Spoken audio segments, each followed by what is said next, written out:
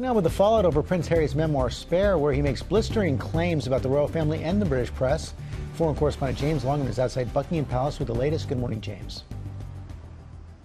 Yeah, good morning, George. Here it is, Prince Harry's memoir, Spare. It is out today. Now, this book was released early by accident in Spain, and so all kinds of excerpts have been making headlines over the last few days, but now finally you can get the book in its totality. I think it's going to be a big seller. There were bookshops here in London that are open at midnight to meet demand. This morning, as Prince Harry's new memoir officially hits the shelves, his claims about his family send shockwaves through the monarchy. And he cannot forgive his own family for doing what he sees as a deal with the devil. He claimed his stepmother had sacrificed him to help rehabilitate her image. I ran the whole communications team for the King and the Queen Consort. Never once did any member of the royal family brief a member of the media with a story or run into the communications team or call us by the phone and say, I'd like you to brief this into the media. I'm not happy with the attention this member of the royal family is getting. The notion is quite simply ridiculous. The press and public reacting to Harry's headline-making claims about his complicated relationship with the Queen Consort, Camilla, which he discussed with Michael Strahan.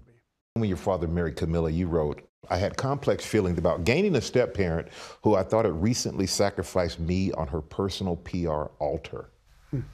What has she done at that point, you felt? I have a huge amount of compassion for her, you know, being the third person within my parents' marriage. And she had a reputation or an image to rehabilitate. And whatever conversations happened, whatever deals or trading was made right at the beginning, she was led to believe that that would be the best way to doing it. And I can understand why. Harry says he struggled with the onslaught of negative press coverage, but it reached a new level when he started dating his now wife, Meghan. In the book, you talk about talking to your therapist. Yeah. And you had an addiction to reading about yourself.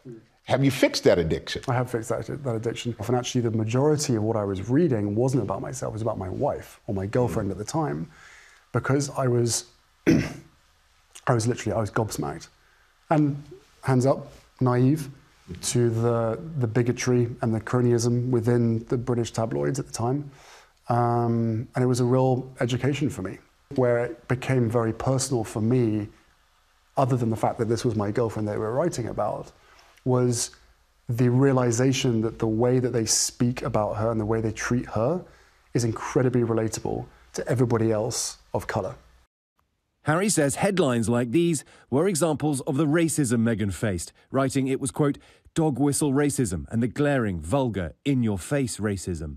But he made a distinction between unconscious bias and racism in the monarchy. I think the same process that I went through with regarding my own unconscious bias would be hugely beneficial to them. It's not racism, but unconscious bias, if not confronted, if not learned and grown from, that can then move into racism. A young British journalist telling ABC News. I think certainly a lot of members of the public that are of colour are perhaps criticising his separation of unconscious bias from racism. Unconscious bias is a serious problem that needs to be tackled, but it doesn't divorce itself from racism, and you're not absolved of responsibility just because it arose due to unconscious bias. Now, there's still no comment from either Buckingham or Kensington Palace about all of this, but there are so many controversial claims made in this book, you'd have thought someone at some point has to say something. George? Yeah, in the meantime, there's been saturation coverage over the past week. How's the British public reacting?